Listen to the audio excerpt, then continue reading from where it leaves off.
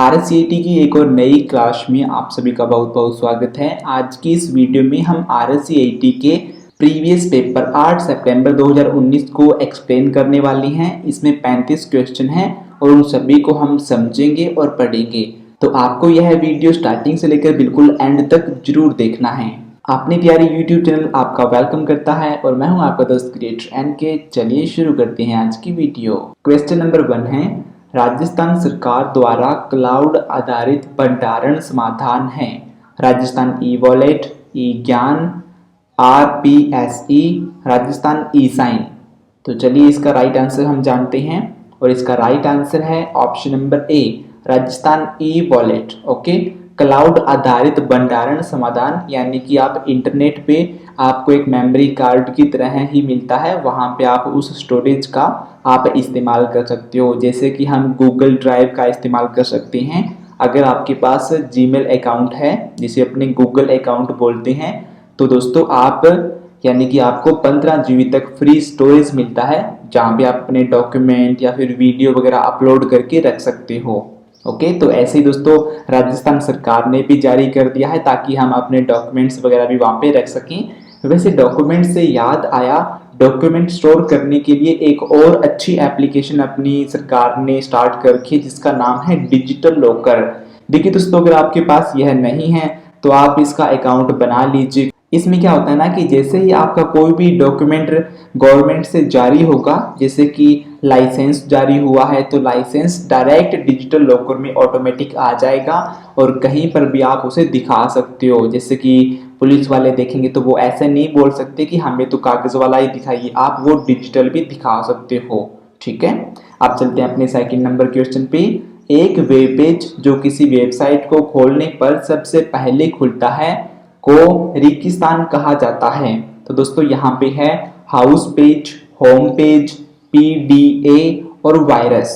चलिए जानते हैं इसका राइट आंसर क्या होने वाला है और इसका राइट आंसर है option number B, home page.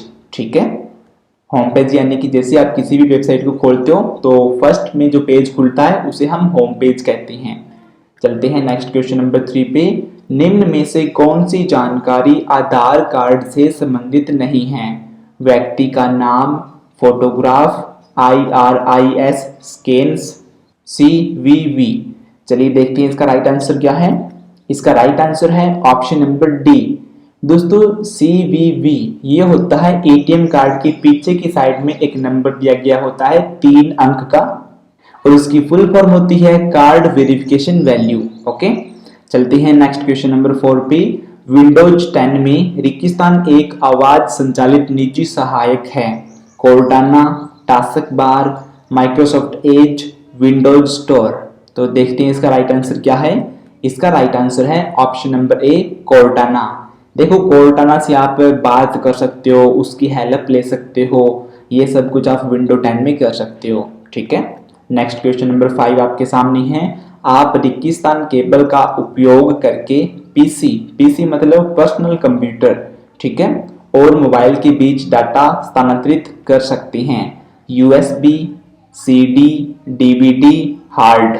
Okay, तो चलिए देखते हैं इसका राइट आंसर और इसका राइट आंसर है ऑप्शन नंबर ए, तो USB। ठीक है, USB एक केबल होती है जिसमें अपने एक साइड से मोबाइल में लगाएंगे और दूसरी साइड से अपने कंप्यूटर पे या फिर लैपटॉप पे लगा के डाटा है उसको ट्रांसफर कर सकते हैं। ठीक है, और इसकी USB की फुल फॉर्म होती है यूनिवर्सल सीरियल बस। चलते हैं नेक्स्ट क्वेश्चन नंबर 6 पे। निम्नलिखित में से गलत कथन का चयन करें। तो यहाँ पे आपको कैश मेमोरी के बारे में गलत कथन है उसे सिलेक्ट करना है। चलिए पढ़ते हैं। ऑप्शन नंबर ए है, कैश मेमोरी में मेन मेमोरी की तुलना में कम एक्सेस समय लगता है। Option number B, cache memory में डाटा अस्थायी रूप से स्टोर होता है। Option number C, cache memory में तेजी से घूमने वाले चुंबकीय डिस्क होते हैं। ऑप्शन नंबर डी है, कैश मेमोरी मेन मेमोरी की तुलना में ज्यादा महंगी होती है। तो चलिए जानते हैं इसका राइट आंसर और इसका राइट आंसर है option number C, cache memory में तेजी से घूमने वाले चुंबकीय डिस्क होते हैं। यह गलत है। तेजी से घूमने वाले चुंबकीय डिस्क हमारी HDD में होते हैं, HDD, और इसकी फुल फॉर्म होती है हार्ड डिस्क ड्राइव। ओके, चलते हैं नेक्स्ट क्वेश्चन नंबर 7 पे। MS वर्ड 2010 में सम्मिलित हाइपरलिंक को कैसे खोलें, यानी कि यहाँ पे पूछा गया है MS वर्ड में अगर आपने कोई भी हाइपरलिंक लगा रखा है तो उसे यानी कि कैसे खोला जाता है। वैसे तो हाइपरलिंक लगाने की शॉर्टकट कुंजी कंट्रोल के होती है। चलिए ऑप्शन को पढ़ लेते हैं। ए नंबर ऑप्शन दे रखा है केवल हाइपरलिंक पर क्लिक करें। ऑप्शन नंबर बी है एल्ट कुंजी को दबाएं और फिर हाइपरलिंक पर क्लिक करें।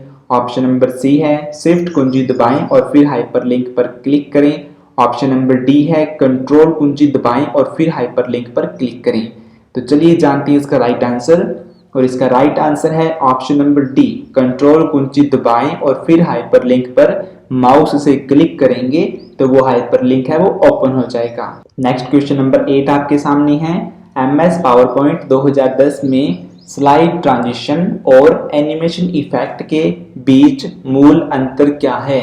तो यहाँ पे स्लाइड ट्रांजिशन और एनिमेशन इफेक्ट के बीच में मूल इन्होंने अंतर पूछा है। तो काफी सारी बड़ी बड़ी ऑप्शन दे रखी हैं, चलिए इनको पढ़ते हैं। ए नंबर ऑप्शन है स्लाइड ट्रांजिशन को पूरी स्लाइड पर लागू किया जाता है जबकि एक स्लाइड पर ऑब्जेक्ट पर एनिमेशन प्रभाव लागू होते हैं। ठीक है, ऑप्शन नंबर बी है एनिमेशन प्रभाव पूरे स्लाइड पर लागू होते हैं जबकि स्लाइड पर ऑब्जेक्ट पर स्लाइड ट्रांजिशन लागू होते हैं। ऑप्शन नंबर सी है स्लाइड ट्रांजिशन स्लाइड शो के दौरान दिखाए जाते हैं जबकि स्लाइड शो के दौरान एनिमेशन प्रभाव नहीं दिखाए जाते हैं। ऑप्शन नंबर डी है स्लाइड ट्रांजिशन स्लाइड शो के दौरान नहीं दिखाई जाते जबकि स्लाइड शो के दौरान एनिमेशन इफेक्ट दिखाए जाते हैं। तो चलिए जानते हैं इसका मूल अंतर क्या है। आंसर देखते हैं। आंसर नंबर ए है स्लाइड ट्रांजिशन को पूरी स्लाइड पर लागू किया जाता है जबकि एक स्लाइड पर ऑब्जेक्ट पर एनिमेशन प्रभाव लागू होते हैं। अब आपको सिंपल शब्दों में मैं आपको बता देता हूं दोस्तों, एक स्लाइड से हम जब दूसरी स्लाइड पे जाते हैं तो उसके बीच में अपने कोई भी इफेक्ट लगा सकते हैं MS पावरपॉइंट में, तो उसे तो कहते हैं स्लाइड ट्रांजिशन। ठीक है, और एनिमेशन इफेक्ट उनको बोलते हैं जो हम किसी ऑब्जेक्ट पे लगाएंगे, जैसे कि अपनी स्लाइड के अंदर टेक्स्ट लिख रखा है, कोई शेप है या फिर कोई इमेज है, तो उस पे हम कोई भी एनिमेशन यूज कर रहे हैं। वैसे आपको पता होगा एनिमेशन 4 प्रकार के होते हैं, तो उनमें से कोई भी एनिमेशन आप यूज करोगे तो ये इनमें मेन अंतर बताया गया है। नेक्स्ट क्वेश्चन पे चलते हैं। क्वेश्चन नंबर 9 है IP पते में डोमेन नाम का अनुवाद करता है DNS, URL, NTFS, IOS। तो चलिए देखते हैं इसका राइट आंसर क्या होने वाला है। इसका राइट आंसर है ऑप्शन नंबर ए DNS। ठीक है, और DNS की फुल फॉर्म होती है domain name system. Next question number 10, MS Word 2010 में एक प्रकार का पैराग्राफ अलाइनमेंट रेगिस्तान है। ठीक है, तो पोर्ट्रेट, जस्टिफाई, इटैलिक, इंडेंट। तो चलिए जानते हैं इसका राइट आंसर, और इसका राइट आंसर है ऑप्शन नंबर बी जस्टिफाई। वैसे आपको बता दूं कि MS वर्ड 2010 में 4 प्रकार के अलाइनमेंट अपने यूज कर सकते हैं, जिसमें से एक लेफ्ट होता है, एक राइट होता है और एक सेंटर होता है, और लेफ्ट और राइट को दोनों को मिक्स करके बनता है जस्टिफाई। तो यहाँ पे ओनली जस्टिफाई का नाम दिया गया है, तो यहाँ पे सही आंसर जस्टिफाई हो जाएगा। ठीक है, नेक्स्ट क्वेश्चन नंबर 11, यदि अटैचमेंट फाइल 25 MB से अधिक आकार की है और आप जीमेल का उपयोग करके ईमेल के साथ एक ही अटैचमेंट फाइल भेजना चाहते हैं तब। तो यहाँ पे ऑप्शन दे रखी हैं, आप गूगल ड्राइव लिंक का उपयोग कर सकते हैं, आप फाइल को BCC में संलग्न कर सकते हैं, आप मोजिला फायरफॉक्स के बजाय गूगल क्रोम का उपयोग कर सकते हैं, आप अटैचमेंट के साथ मेल नहीं भेज सकते। चलिए जानते हैं इसका राइट आंसर, और इसका राइट आंसर है ऑप्शन नंबर ए, आप गूगल ड्राइव लिंक का उपयोग कर सकते हैं। जैसे कि मैंने आपको अभी बताया था कि गूगल ड्राइव जो ऑप्शन होती है वहाँ पे हम 15 GB तक डेटा है वो अपलोड कर सकते हैं और उस डेटा को किसी के साथ भी शेयर कर सकते हैं। ठीक है, नेक्स्ट क्वेश्चन नंबर 12 आपके सामने है, यदि कोई सिस्टम या मशीन दुर्भावनापूर्ण रूप से ट्रैफिक या सूचनाओं से भर जाती है जो इसे दुर्घटनाग्रस्त कर देता है या उपयोगकर्ता के लिए सिस्टम का उपयोग दुर्गम हो जाता है, तो यह कौन सा हमला है। यानी कि आपके सिस्टम पर ऐसा यानी कि कुछ भेजा जाता है जिससे या तो आपकी मशीन दुर्घटनाग्रस्त हो जाएगी या फिर आपका जो सिस्टम है वो सही तरीके से काम नहीं करेगा। तो इस हमले को क्या कहते हैं? फिशिंग हमला, डिनाइल ऑफ सर्विस हमला, ट्रोजन हॉर्स या फिर पासवर्ड हमला। तो चलिए जानते हैं इसका राइट आंसर, और इसका राइट आंसर है option number B, denial of service हमला। ओके, और यह हमले हैकर्स द्वारा किए जाते हैं। और हैकर से याद आया, आपके मोबाइल पे किसी भी प्रकार का मैसेज आता है या फिर ओटीपी आती है तो उसे शेयर करने से पहले अच्छे तरीके से देख लें कि यह ओटीपी किसने भेजी है और आप ओटीपी किसे दे रहे हैं। ठीक है, किसी भी अनजान व्यक्ति के साथ हमें ओटीपी वगैरह और एटीएम कार्ड वगैरह के नंबर नहीं शेयर करने चाहिए। और आजकल तो मोबाइल पे जो ऑफलाइन मैसेज होते हैं वहां पर भी लिंक भेजते रहते हैं ताकि हम उन पे क्लिक करें और आगे हमारा कुछ नुकसान हो जाए। तो ऐसी बातों पे बिल्कुल आप ध्यान रखें बहुत ज़्यादा। ठीक है, चलते हैं नेक्स्ट क्वेश्चन नंबर 13 पे। गूगल मैप का उपयोग क्या है? स्थान का पता लगाने के लिए, मोबाइल के बीच फाइल साझा करने के लिए, मेल पढ़ने के लिए या फिर मोबाइल एप्लीकेशन इंस्टॉल करने के लिए। देखो गूगल मैप का उपयोग क्या है। मेरे ख्याल से आप सभी को पता होगा कि गूगल मैप जो होता है वो किस काम आता है। तो चलिए देखते हैं इसका राइट आंसर। इसका राइट आंसर है ऑप्शन नंबर ए, स्थान का पता लगाने के लिए। आजकल गूगल मैप है वो काफ़ी एडवांस हो चुका है। यहाँ पे इमेजेस आती हैं और कोई भी लोकेशन अपनी ऐड कर सकते हैं। अगर आपकी कोई शॉप है तो आप अपनी शॉप को अपने यानी कि गूगल मैप के अंदर लिस्ट कर सकते हो। तो इसमें थोड़ी सी प्रोसेस होती है, वो आप सर्च करके इंटरनेट पे चेकआउट करके उसे यूज कर सकते हो। ठीक है, नेक्स्ट क्वेश्चन नंबर 14 आपके सामने है। MS एक्सेल 2010 में यदि आप किसी विशेष सेल में एक फॉर्मूला लागू करते हैं और परिणाम हैज प्रदर्शित होता है तो ऑप्शन नंबर ए है आप गलत पढ़ना लगा रहे हैं, ऑप्शन नंबर बी है आपका फॉर्मूला लॉजिक गलत है, ऑप्शन नंबर सी है आप फॉर्मूला को फॉर्मूला बार में नहीं डाल सकते, ऑप्शन नंबर डी है फॉर्मूला का परिणाम सेल में प्रदर्शित करने के लिए बहुत बड़ा है। तो चलिए जानते हैं इसका राइट आंसर, और इसका राइट आंसर है ऑप्शन नंबर डी, फॉर्मूला का परिणाम सेल में प्रदर्शित करने के लिए बहुत बड़ा है। ठीक है, यानी कि जब भी आप एक सेल में बहुत ज्यादा यानी टेक्स्ट लिख देते हो तो वहां पे हैज शो करेगा। ठीक है, नेक्स्ट क्वेश्चन नंबर 15 आपके सामने है। निम्नलिखित में से कौन MOOC पोर्टल का उदाहरण है? उडासिटी, भीम, ट्विटर, MS वर्ड। तो चलिए जानते हैं इसका राइट आंसर। इसका राइट आंसर है ऑप्शन नंबर ए, उडासिटी। ठीक है, नेक्स्ट क्वेश्चन नंबर 16 आपके सामने है। एक छात्र रेगिस्तान का उपयोग करके विश्वविद्यालय को अपनी ऑनलाइन शुल्क जमा कर सकता है। तो आधार कार्ड, भामाशाह कार्ड, ई मित्रा या फिर राशन कार्ड। तो चलिए जानते हैं इसका राइट आंसर क्या होने वाला है, और इसका राइट आंसर है ऑप्शन नंबर सी, यानी कि एक छात्र है वो ई मित्रा का उपयोग करके अपनी जो फीस है वो ऑनलाइन भुगतान कर सकता है। नेक्स्ट क्वेश्चन नंबर 17, प्रेजेंटेशन रेगिस्तान का एक संग्रह है। चार्ट, वर्कबुक, वर्कशीट या फिर स्लाइड। चलिए देखते हैं इसका राइट आंसर, और इसका राइट आंसर है ऑप्शन नंबर डी, स्लाइड। जी हाँ, जैसे कि आप सभी को पता है जो प्रेजेंटेशन होती है वो MS पावर पॉइंट में बनती है, और MS पावर पॉइंट के अंदर जितने भी पेज होते हैं उनको हम स्लाइड बोलते हैं। नेक्स्ट क्वेश्चन नंबर 18 आपके सामने है। HDMI का पूर्ण रूप क्या है? हाई डिमेंशन मल्टीमीडिया इंटरफेस, हग डेफिनेशन मल्टीमीडिया इंटरफेस या फिर हाई डेफिनेशन मल्टीमीडिया इंटरफेस या फिर हैवी डेवलपमेंट मीडिया इंटरफेस।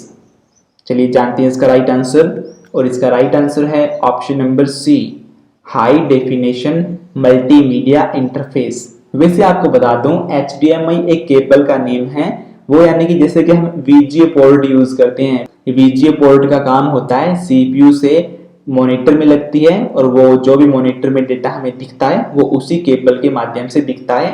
तो वहां पे हम HDMI केबल का भी यूज कर सकते हैं, जैसे कि जो LED मॉनिटर वगैरह होते हैं आजकल उनमें HDMI केबल ही आती है। ठीक है, नेक्स्ट चलते हैं आगे वाले क्वेश्चन पे। क्वेश्चन नंबर 19, MS वर्ड 2010 में रेगिस्तान कुंजी कर्सर की बाईं ओर के अक्षर को मिटा देती है और रिक्तिस्थान कुंजी कर्सर के दाईं ओर के अक्षर को मिटा देती है। तो यहाँ पे आपके दो क्वेश्चन हैं वो एक साथ आंसर हो जाएंगे, जैसे कि कर्सर के बाईं ओर अक्षर कौन सी कुंजी मिटाती है और दाईं ओर के अक्षर कौन सी कुंजी मिटाती है। अब सबसे पहले आपको ये भी पता होना चाहिए कि कर्सर क्या होता है। तो मैं आपको बता दूं, जब भी अपने टाइप करती हैं तब वहां पे पूर्ण विराम जैसा एक, जैसे कि नॉर्मल लैंग्वेज में एक डंडा शो होता है, तो उसे हम कंप्यूटर की भाषा में कर्सर बोलते हैं। ठीक है, तो delete backspace control Alt backspace delete space bar enter, तो ये ऑप्शन है। चलिए देखते हैं इसका राइट आंसर, और इसका राइट आंसर है ऑप्शन नंबर सी। जैसे कि कर्सर के बाईं ओर के अक्षर है वो बैकस्पेस मिटाता है और कर्सर के दाईं ओर के अक्षर हैं वो मिटाता है डिलीट। ठीक है, नेक्स्ट क्वेश्चन नंबर 20 आपके सामने है। नीचे दी गई तालिका से सही मिलान विकल्प का चयन करें। देखिए ऐसे क्वेश्चन आपको आपके RSCT एग्जाम में एक या फिर दो मिलने ही वाले हैं, तो यहाँ पे थोड़ी सी गड़बड़ मत कर देना। ठीक है, इसमें थोड़ा सा दिमाग लगाना, ज्यादा दिमाग नहीं लगाना, आपको पता चल जाएगा कि इस क्वेश्चन को किस प्रकार से हल करना है। देखिए ए नंबर ऑप्शन को देखिए, वहां पे ए क्यू दे रखा है, यानी कि एक के सामने क्यू होगा, यानी कि क्रोम के साथ यह वेब ब्राउजर का उदाहरण है, ये होगा। और ए नंबर ऑप्शन में दो दे रखा है, उसके सामने यानी कि आर, यानी कि दो के सामने आर है, फिर दो के सामने OTP और OTP आर है, तो यह ई कॉमर्स वेबसाइट का उदाहरण है। ऐसे तीन के सामने एस है, चार के सामने पी है, तो ये थी ए नंबर ऑप्शन। इसी प्रकार से यानी कि हमें मिलान करना है। ठीक है, आई होप आपको समझ में आ गया है। चलिए देखते हैं इसका राइट आंसर, और इसका राइट आंसर है ऑप्शन नंबर डी। अब डी में देखिए एक के सामने क्यू आएगा और दो के सामने पी आएगा, तीन के सामने एस आएगा और चार के सामने आर आएगा। ठीक है, चलिए एक बार फिर से इसे समझ लेते हैं। एक के सामने क्यू यानी कि क्रोम है, वो एक वेब ब्राउजर का उदाहरण है।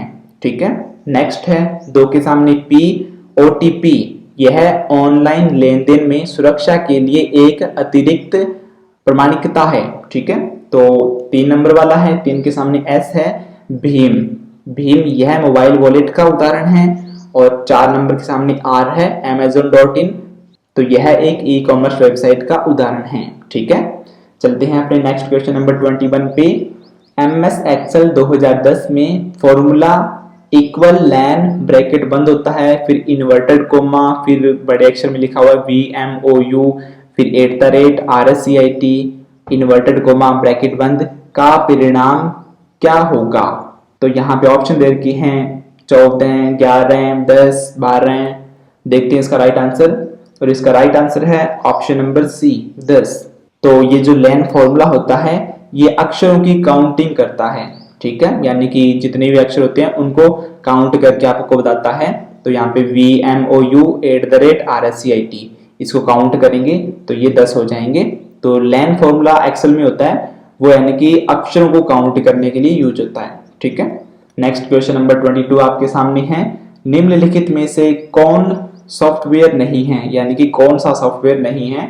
Operating system, keyboard, Linux, internet explorer. चलिए जानते हैं इसका राइट आंसर, और इसका राइट आंसर है ऑप्शन नंबर बी। देखिए ऑपरेटिंग सिस्टम, तो कंप्यूटर का जो ऑपरेटिंग सिस्टम यानी कि मेन सॉफ्टवेयर होता है वो होता है लिनक्स, यह भी एक प्रकार का ऑपरेटिंग सिस्टम है। इंटरनेट एक्सप्लोरर, यह दोस्तों एक प्रकार का वेब ब्राउजर होता है।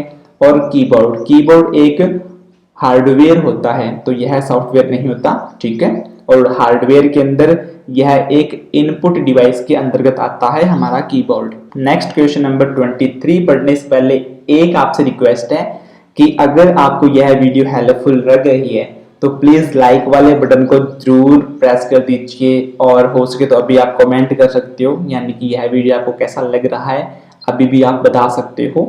तो चलिए पढ़ते हैं अपने क्वेश्चन नंबर 23। जब आप विंडोज 10 में एक प्रोजेक्टर को कनेक्ट करते हैं तो निम्नलिखित पीसी स्क्रीन के लिए कनेक्शन विकल्प कंप्यूटर स्क्रीन और प्रोजेक्टर स्क्रीन पर विभिन्न प्रदर्शन सामग्री को प्रदर्शित करता है। Duplicate, computer only, extend, projector only. तो चलिए जानते हैं इसका राइट आंसर। इसका राइट आंसर है option number C, extend. Question को दोबारा से रिपीट कर देता हूं। जब आप विंडो 10 में एक प्रोजेक्टर को कनेक्ट करते हैं तो निम्नलिखित पीसी स्क्रीन के लिए कनेक्शन विकल्प कंप्यूटर स्क्रीन और प्रोजेक्टर स्क्रीन पर विभिन्न प्रदर्शन सामग्री को प्रदर्शित करता है। ठीक है, तो ये एक्सटेंड नाम से एक ऑप्शन होती है, उसे सिलेक्ट करने पर यह प्रतिक्रिया होती है। नेक्स्ट क्वेश्चन नंबर 24 पे चलती हैं। रेगिस्तान एंड्रॉयड डिवाइस में स्क्रीन लॉक विकल्पों में से एक है, यानी कि यहाँ पे स्क्रीन लॉक के बारे में पूछा गया है। Browser, UC browser, hotspot, swipe. चलिए जानते हैं इसका राइट आंसर, और इसका राइट आंसर है स्वाइप। यानी कि एंड्रॉयड मोबाइल के अंदर जितने भी अपने लॉक लगाते हैं तो स्वाइप वाला लॉक होता है, जहाँ पे स्वाइप के अंदर कोई भी वैसे लॉक नहीं होता, ये नॉर्मल होता है। इसके अलावा पैटर्न लगा सकते हैं और अपने पासवर्ड लगा सकते हैं, फिंगरप्रिंट लगा सकते हैं, और आजकल हाई एंड जो मोबाइल होते हैं उनमें फेस अनलॉक का भी ऑप्शन आता है। ठीक है, नेक्स्ट क्वेश्चन नंबर 25। निम्नलिखित में से पीओएस और यूपीआई के सही पूर्ण रूप का चयन करें।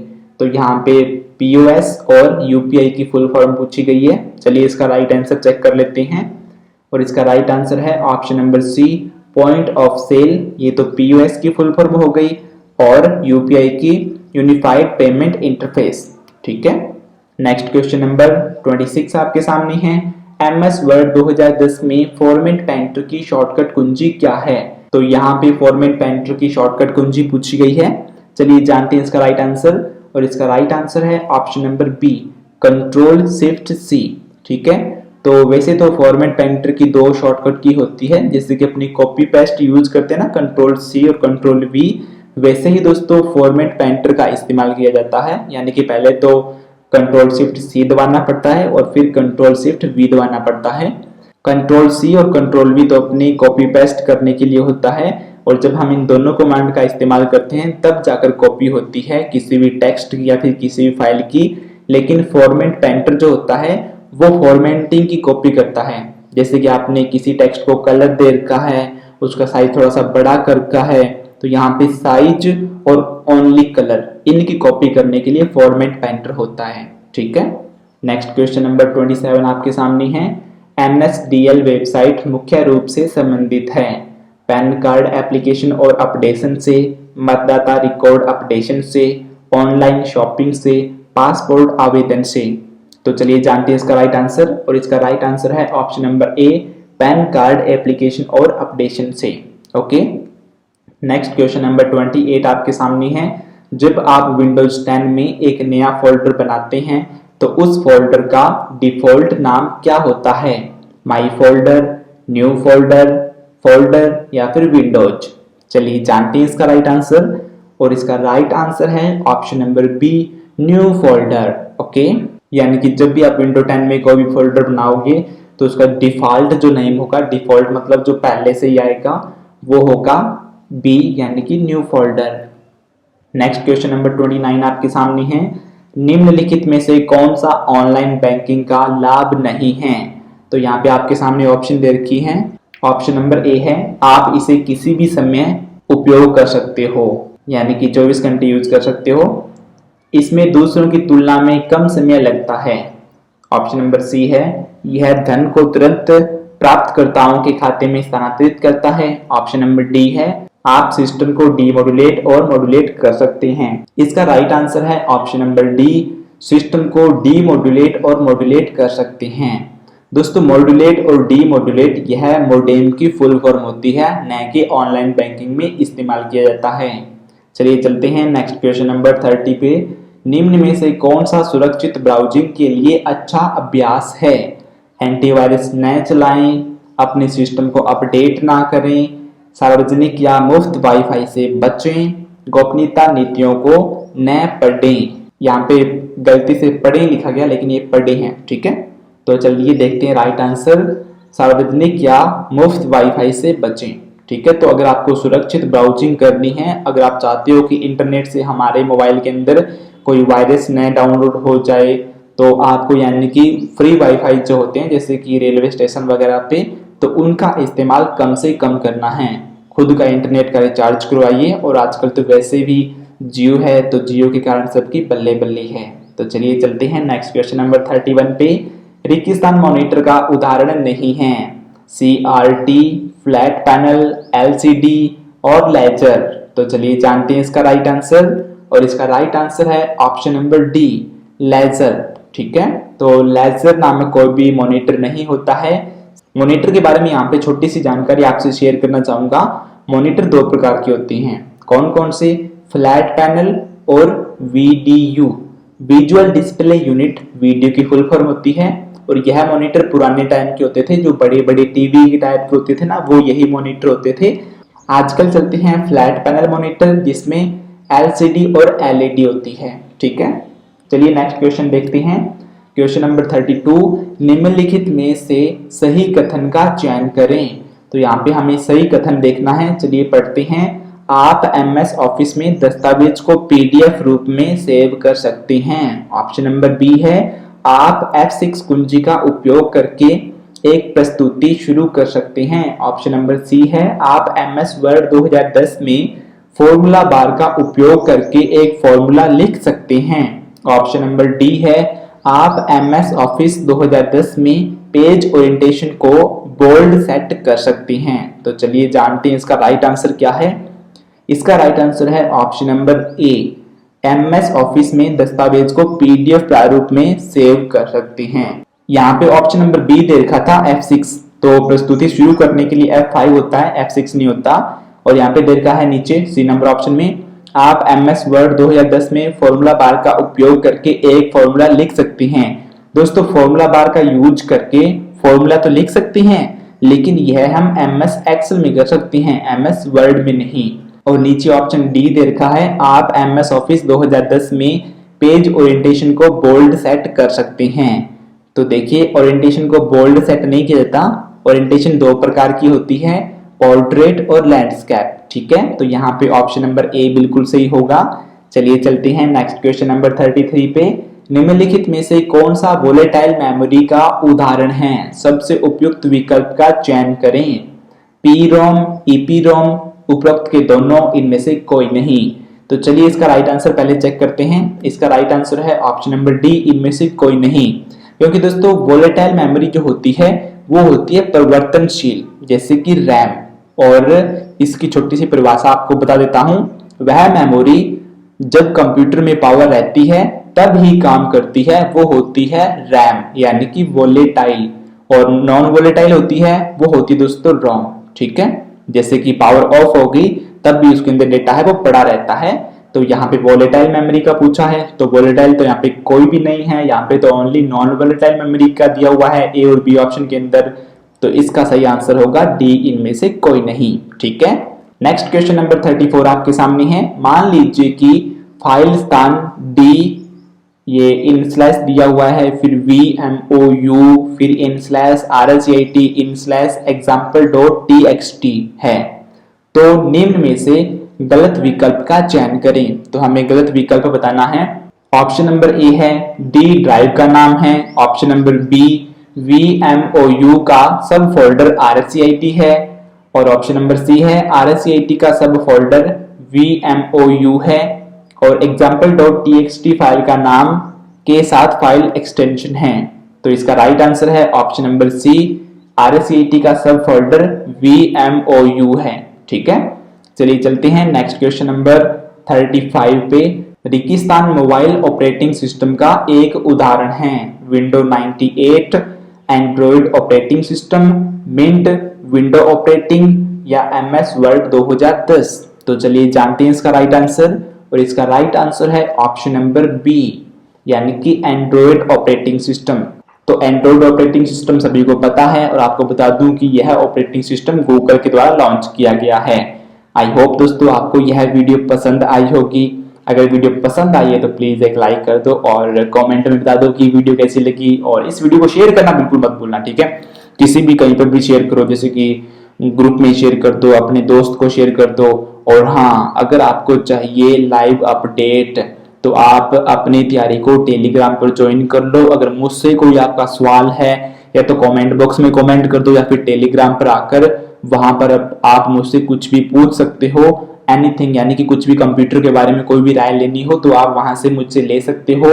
और last but not the least, अगर आपने अपनी तैयारी को सब्सक्राइब नहीं किया तो सब्सक्राइब करो और बेल आइकन को प्रेस कर दो, क्योंकि बेल आइकन को प्रेस नहीं करोगे तो फिर आपके पास नोटिफिकेशन नहीं आएगा, और नोटिफिकेशन नहीं आएगा तो फिर आप वीडियो कैसे वॉच करोगे। और इसके अलावा एक छोटी सी बात और है, अगर आपको लगता है कि मैं आपको बहुत अच्छी जानकारी प्रोवाइड कर रहा हूं, आपको अच्छी टीचिंग दे रहा हूं, तो दोस्तों डिस्क्रिप्शन में एक अमेजन का लिंक दे रखा है।